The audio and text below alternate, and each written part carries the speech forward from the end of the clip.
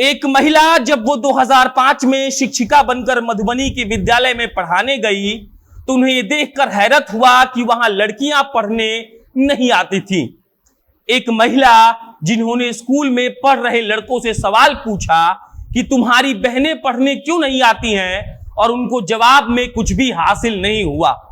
और इस दो उदाहरण के बाद अपने मन में सोचिए कि आप बिहार के शिक्षकों के बारे में क्या सोचते हैं, और इसके बाद आज उन दो शिक्षकों की कहानी सुनिए जिनको आने वाले शिक्षक दिवस के दिन पुरस्कार मिलने वाला है, और वो दोनों बिहार के हैं।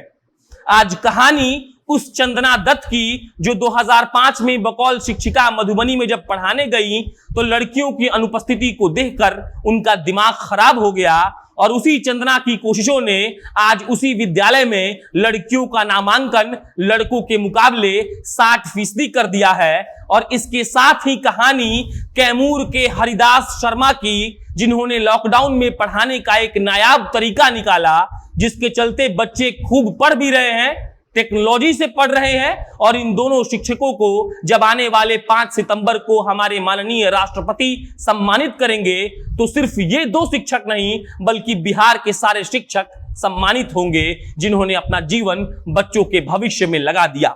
अब नमस्कार, मेरा नाम प्रशांत राय है और आप जनता जंक्शन का स्पेशल सेगमेंट एक्सप्लेनर देख रहे हैं, जिसमें हम आज उन दो शिक्षकों की बात करेंगे जिन्हें केंद्र सरकार के ज्यूरी ने, आप शिक्षा मंत्रालय कह लीजिए, चुना है इस बार शिक्षक दिवस के दिन पुरस्कृत करने के लिए।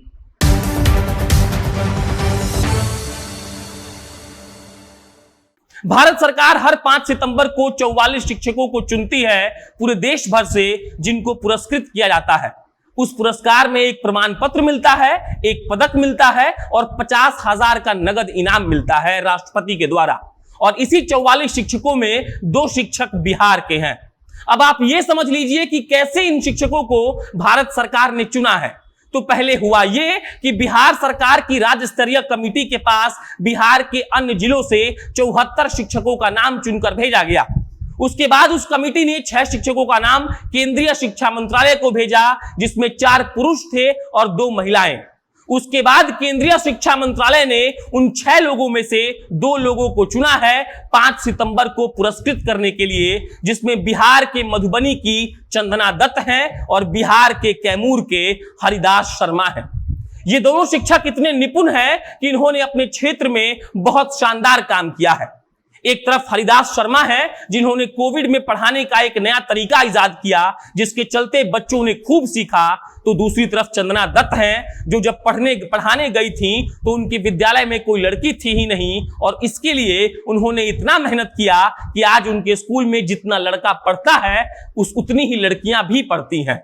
इन दोनों शिक्षकों की कहानी आप तक पहुंचानी इसलिए भी जरूरी है ताकि आपको मालूम चल सके कि बिहार के शिक्षक भी उतना ही मेहनत करते हैं जितना कि बाहर के। तो कहानी की शुरुआत हुई 2005 में, जब अंग्रेजी और मैथिली पढ़ाने वाली चंदना दत्त राजकीयकृत मध्य विद्यालय मधुबनी पहुंची। वो बताती हैं कि जब मैं शिक्षिका बनकर गई तो सबसे ज्यादा मुझे हैरानी इस बात पर हुई कि वहां लड़कियां थी ही नहीं।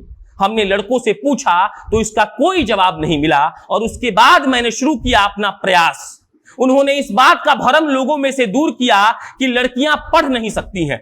उन्होंने लोगों को यह बताया कि लड़कियों को पढ़ाने से क्या फायदा है। उन्होंने माँ बाप को यह समझाया कि लड़कियों को पढ़ाने से घर संभल जाता है, और उसी का परिणाम है कि आज जिस विद्यालय में चंदना पढ़ाती हैं उसमें 900 बच्चे हैं, और 900 बच्चों में 60% लड़कियां हैं और 40% लड़के। इतना ही नहीं, चंदना दत्त ने एक किताब भी लिखा है जिसका नाम है गंगा स्नान। काफी चर्चित किताब है वो, और उन्होंने सिर्फ एक किताब नहीं बल्कि कई किताबों में कहानियां और कविताएं भी लिखी हैं। चंदना के अनुसार लड़कियों का पढ़ना भी उतना ही जरूरी है जितना लड़कों का, और इसी के लिए उन्होंने इतनी मेहनत की है। अगले कहानी के हीरो हैं हरिदास शर्मा, जो कैमूर में एक विद्यालय के प्रभारी प्रधान शिक्षक हैं। साहब ने विद्यालय को आकर्षक बनाने के लिए लॉकडाउन के दौरान विद्यालय के सभी दीवारों को अलग अलग रंग से, अक्षरों से, संख्याओं से रंग दिया। हरिदास शर्मा कहते हैं कि चित्रों का बच्चों के दिमाग पर ज्यादा और जल्दी असर पड़ता है। उनके अनुसार बच्चे जितना पढ़कर नहीं समझ पाते हैं उतना देखकर समझ पाते हैं, और इसीलिए उन्होंने विद्यालय के सारे दीवारों को रंग दिया। उन्होंने स्कूल के पूरे परिसर में क्यूआर कोड लगाया है और उसके साथ पौधे और जड़ी बूटियों पर क्यूआर कोड लगाया है। वो कहते हैं कि बच्चे आजकल के सेलफोन चलाते हैं और सेलफोन के सहारे अगर वो क्यूआर कोड को स्कैन करेंगे तो उन्हें वैज्ञानिक सहित सारी जानकारी एक साथ प्राप्त हो जाएगी और बहुत आसानी से बच्चे पढ़ लेंगे। जिस डिजिटल इंडिया की बात हम करते हैं उसको हरिदास शर्मा ने प्रैक्टिकल तौर पर इस्तेमाल किया।